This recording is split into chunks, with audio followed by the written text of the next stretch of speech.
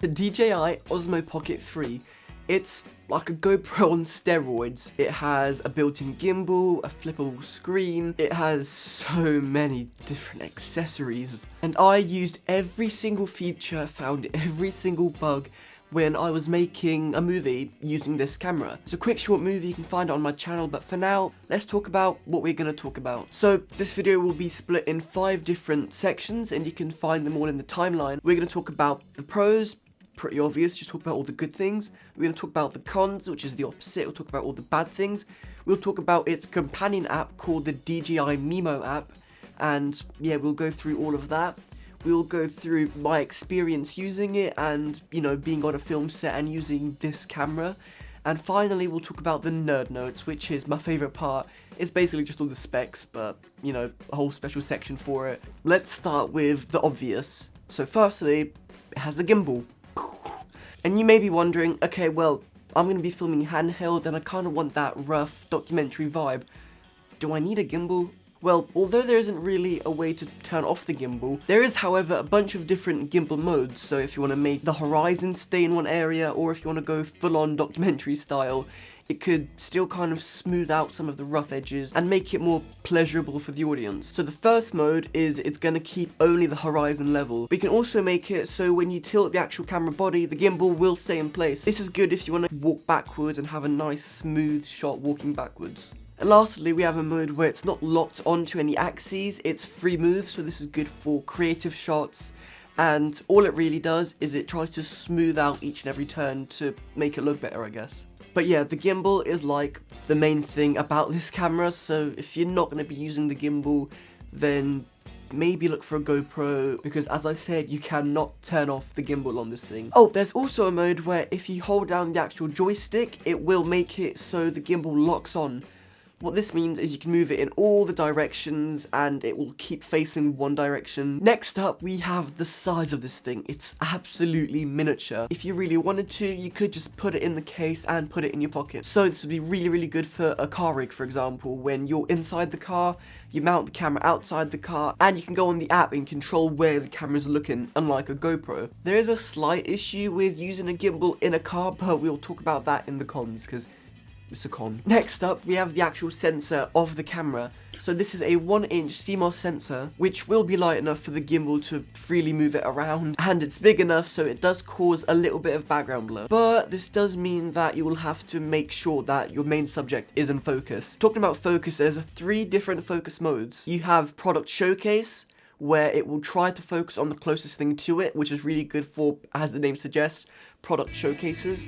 So it will just instantly zoom into the product that you're holding up towards the camera. Next up, you just have your regular continuous focus.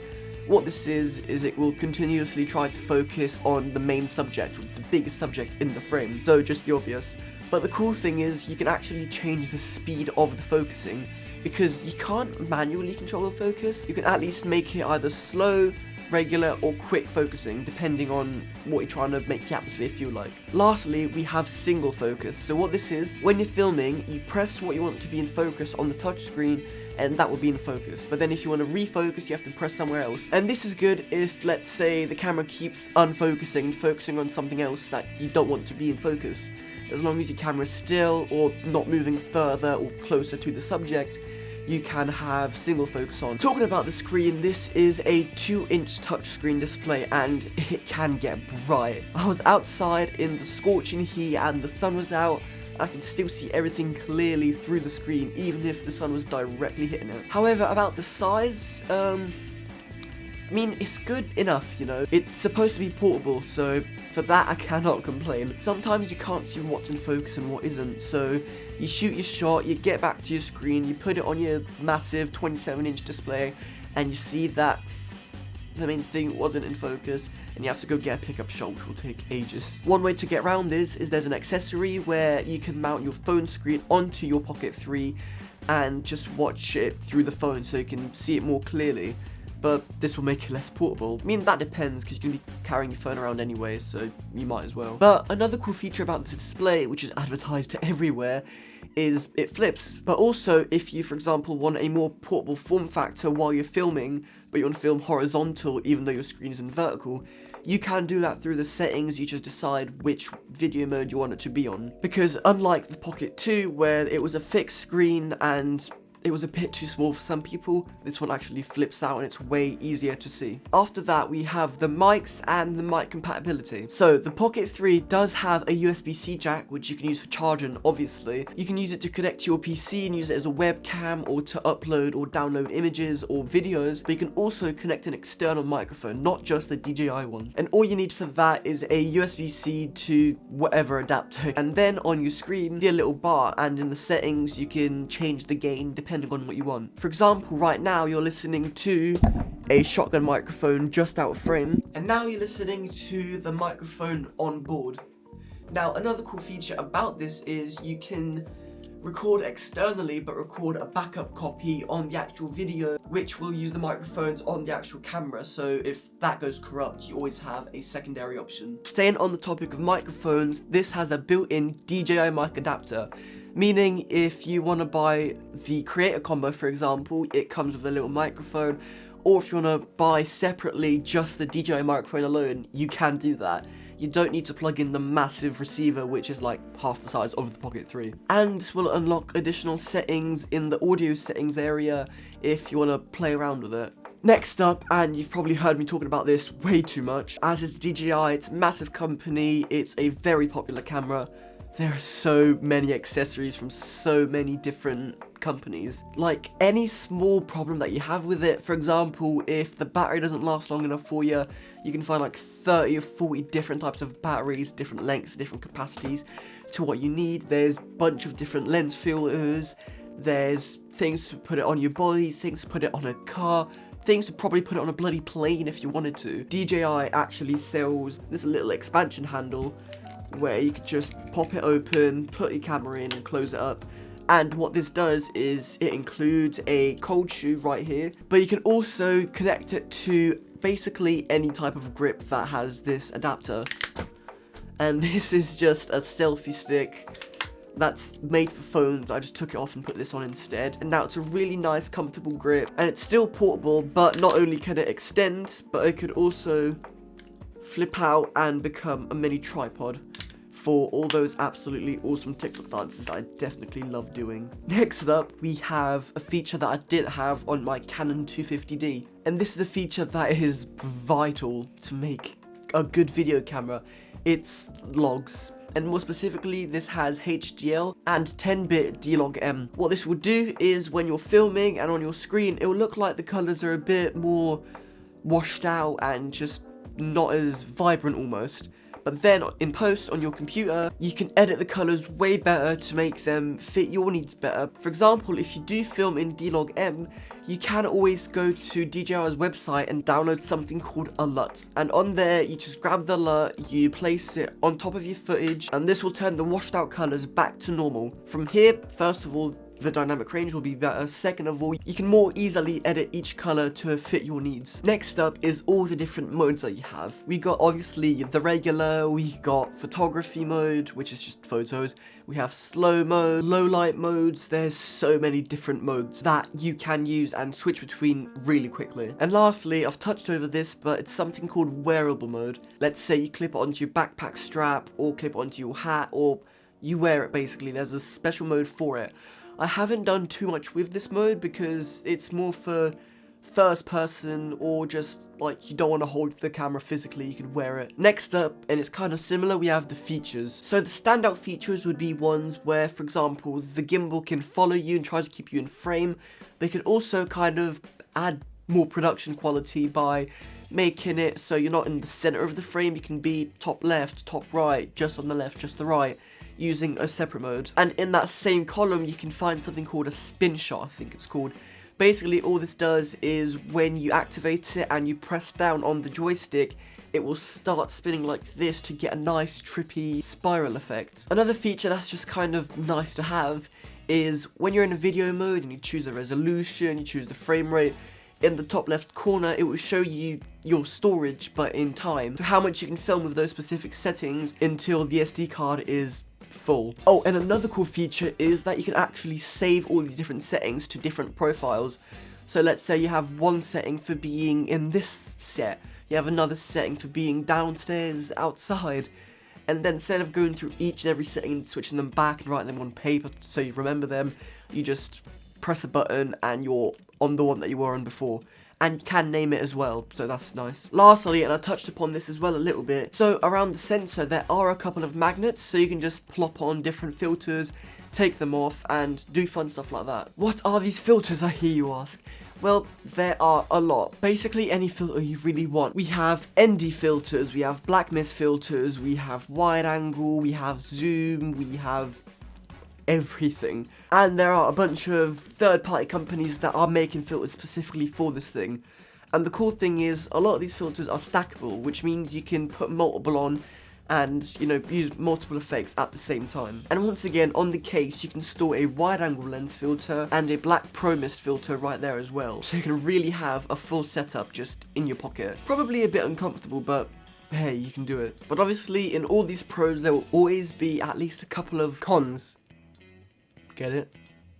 Transition. Anyway, some of the cons could include the follow not always working. So I noticed if you're using the follow mode and the gimbal's following you and everything, and 1 second it's perfectly fine, but then the next second it just stops and you're doing your scene and you don't even notice because obviously you don't want to look at the camera while you're acting. So that is one thing as a solo creator, you're not 100% confident that it is still following you, and if you want to check, then you have to finish the scene, so that might be an issue. Next up, remember when I was talking about, you know, mounting it to a car and doing it like that? Well, sometimes some people have noticed that the gimbal will actually lose its horizon, meaning it will kind of tilt like this when filming in a car because of the speed, and the gimbal doesn't really know where the horizon is at that point. But this is only at high speed, so don't go too fast and you should be fine. Next up, this only has one port, the USB-C port, and this means that if you want to charge it and use a microphone and film at the same time, then you'll need a splitter. But this also means that no XLR interface, no 3.5mm jack, just straight USB-C. I mean, it's a 600 quid camera and gimbal in one that's supposed to be portable. Sticking an XLR port or mini HDMI to another monitor probably wouldn't be the best idea, but just putting it out there, there's only one port and it's USB-C. Next up, yes, it is really small, but that can also be a bad thing. If you're just using the Pocket 3 with no extension whatsoever, it can be really uncomfortable. And sometimes if you're not using an external microphone, your hands can accidentally cover up one of the microphone holes, and that will make your sound quality worse. So if I was you, I would either put on the little 1/4" adapter just to extend it, or as I said, get a little grip for, like, this was in total 20 quid. Or you have to hold it like this and it's really uncomfortable because you don't want to cover up any of the microphones. Now let's talk about the filters. Yes, they're really good, they're really convenient, but they are really flimsy. If I want to, for example, as I said, if I stack them and then I want to take off, let's say, the one on top, well, I'm gonna have to take them all off because the magnets are stronger on the actual filters than the Pocket 3 itself. And this also means because when you turn off the actual camera, it like folds up and it does its little sick transition or whatever.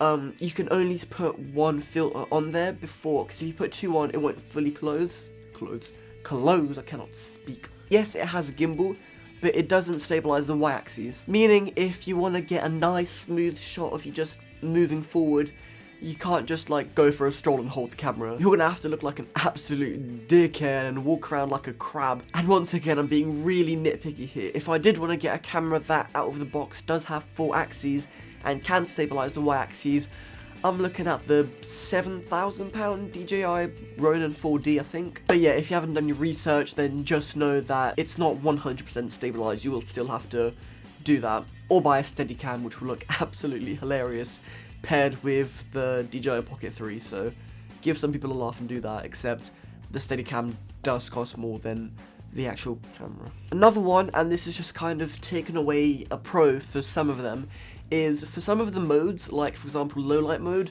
you can't film in log. I honestly, maybe I'm an idiot, but I don't know why. Why can't I film D-Log M while in low light mode? Like, I needed to film low light mode for one of the sets in my movie, but I just needed that D-Log M as well. It really made it a difficult decision if I should adapt the regular mode to make it work, or if I should use non-logged, unlogged, D-logged footage in low light mode. So yeah, in some modes you can't film logged, so if you're religiously using logged footage, then too bad. For some of the modes you just can't use them, I guess. 10-bit D-Log M is really good, and it's really good for if you're a colorist or you just are good at color grading. You will notice the difference. Next up, and I'm getting even more nitpicky, if you're using automatic exposure, it tends to over brighten the images so it doesn't look as good.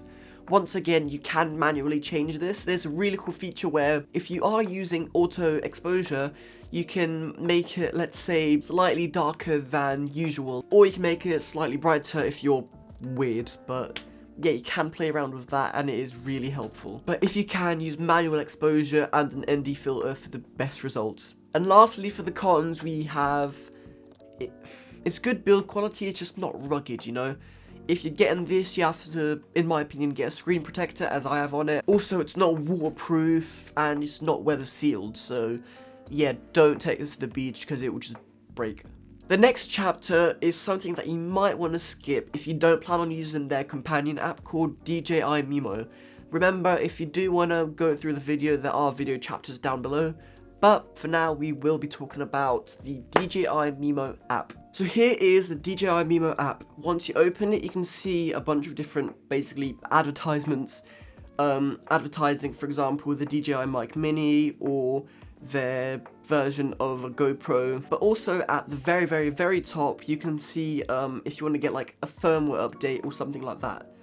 Once you go down, there's something called Academy. This is really popular in all the DJI apps, including their drone companion app. It's almost like school. There's a bunch of different courses and it will just show you how to use everything, and it's really high quality tutorials. If, for example, there isn't a video here that you need, which seems kind of unlikely, there's literally a video about just the carrying case or structural accessories. Wow, this is deep. Then it's, as I said, a really popular camera and you can just find tutorials of basically anything online. But yeah, coming back from that, you go down and you have the DJI store. This right here it just basically shows you all the different things you can buy. And because I've linked my DJI Pocket 3 onto this thing already, it is just showing me a bunch of accessories for the Pocket 3. And it's split into like little sections. And then if all of these, if you press more, it just goes to the store or just kind of shows you more about it. Ooh, and then I like this. It's called shot guides. So if you're trying to get a shot, like let's say you want to get a shot of something natural, you can click on it and then it can tell you about all the different types of shots you can get, like a low angle tree shot, like everything is here. So if you don't really know how to be cinematic, you can just go in here and press it. Or if you're fat and you don't want to go out, there's a stay at home version. And yeah, like toys, get up, low angle shot, and there's videos and ideas, and like there you go, spin shot. So we talked about spin shot. This right here would give you some ideas and ways to use it. So really, really smart, really beginner friendly. Down below there's featured videos. This is just basically all the videos featured from what people made. So it shows who made it and then what camera they used. For example, this one they use an Osmo Action, so not the Pocket 3. Moving along, we have the album. Pretty self-explanatory. This right here will have all the different things that you have filmed. Down here we have the editor. It's basically CapCut but DJI'd. So yeah, you just press new project and you use it as CapCut. Lastly, you have profile. Right now I'm not logged in, but yeah, through here, just device management, just your average profile section. You have this camera button. Once you press that, you can connect to your camera. Let's see if it will connect without destroying the video. Fun fact, you can't actually you're connecting to the camera's oh hello, you're connecting to the camera's Wi-Fi in the first place, so yeah, you won't have any Wi-Fi while you're controlling the camera. But yeah, through here you can obviously do some fun zooming around. Oh, you got cracking thingamajiggy. Move that back. As you can see, I have a grid formation on, so you know, better camera composure, all of that. Anyway, as you can see, it is very low latency and you can change all the settings, you can change logs, but right now I'm filming, so I can't obviously change the log because that'd be a bit strange. But yeah, you can make it stop recording, start recording, all the different settings, everything can be done. through here that you could do on the screen there. Now, there is a strange feature which I'll show you right now. Basically, through here you can use glamour effects. It just glamorizes your face. It's basically a bunch of very well done Snapchat filters built in. So I just turned on some minimal ones right now. I can't really tell what I look like until after the fact, but I can tell you what, my nose isn't bloody 6 noses wide anymore, so I'll take it, but I'm going to turn it off now because it's kind of creepy. But yeah, you can play around with that, and that just makes it so you don't have to do it in post, and it's actually not that bad. I mean, I haven't used it because it's a bit, like, it's a really strange feature. You know, kind of professional grade camera, they would probably use this, like, even in high production, behind the scenes they would use this, and there's just Snapchat filters. And that is the DJI MIMO app, and all these facts are well and good, but how does it perform in the real world? Well, let me tell you about my experience.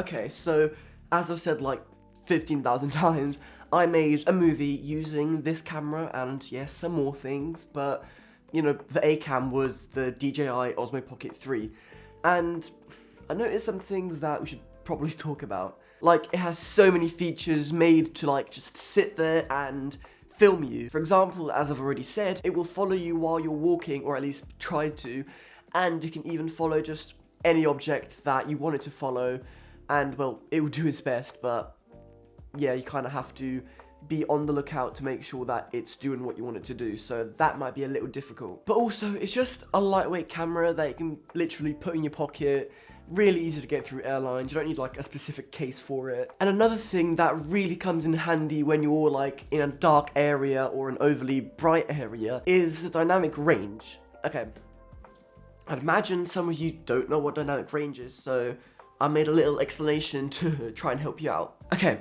so imagine this. You want to get a shot of the sun and some trees under it, just a nice simple photo. Then you notice that the trees, they're really like shaded and really kind of dark, and then the sky, like the sun's out, no clouds, you know, just your luck, and that's way too bright and that's way too dark. But let's say you're using your phone to take the photo. You can either press on the sky to make the sky fully in focus, you can really see it, you know, like perfect exposure. But then the trees, like the shaded area, that's really dark and underexposed, and you just can't really see it. Or when you're taking the photo and you press on the trees, that'll make the trees in focus, and the trees with a good exposure so you can see everything clearly, but then the sky would be like a white, overexposed thing. So the better the dynamic range is, the more you can get both of these things to closely relate. So with something with really good dynamic range, you can make it so the darker tree bit is nice and like perfect exposure, and then the super overexposed sun bit, the entire sky I mean, that's also the perfect exposure at the same time. So this is really useful when you have a massive like sun bit and then like a bunch of shade in your frame and you want them both to look good. This does a really good job at that. Next up, and this is a bit like, if you're a bit shy to go out with a camera because you look like a dickhead, it just doesn't draw any attention. It's just a small device in your hands that may or may not be an IED, but yeah, it does not draw any attention. You're good to go outside with this. I mean, if you do start talking to it like outside, just what is up guys, welcome back, then that does get a bit more obvious, but whatever you're using it for, it doesn't really get more inconspicuous than this. Another kind of small thing that really does help out is on the side of the screen, there's a little like exposure thing. I try to keep it from 0.0 all the way down to -0.7. That's kind of my range. I mean, saying that, I am filming at -1.7, but that's because the sun keeps changing, so it's just a bit better in post when you have it a little bit darker than overexposed. Next up, the weight comes in at around 179 grams. So that's just the body, nothing else. So it is, as I said, really lightweight to carry. Any tripod can handle this. And if you have a long filming session, but you're using it in handheld, once again, it's not that heavy that you'll start feeling muscle pain. You'll be fine, mate. Chillax. This also supports up to a 512GB micro SD card, So if you're one of those losers that for some reason has over a terabyte of micro SD card storage, then, well, you can't really use that. The 1-inch CMOS sensor has an equivalent focal range of 20mm and an aperture of f2.0. The minimum focus is 0.2 meters, or for you Americans out there, that's around 7.8 inches, so not too bad. And the focus maximum is just infinity, don't worry about that. And also, because I don't want to sit here for 6 hours telling you all the different resolutions of each mode, here it is, just in a simple photo. And while we're at it, here are the different ISO ranges for you big nerds. And that's it. Thank you guys for watching, and if you want to see the movie I made using this camera, it's right here. And if you want to see the most detailed review of the DJI Neo, DJI's new drone, which I also used for the movie, you can click right here. That's about all I have to say, and goodbye.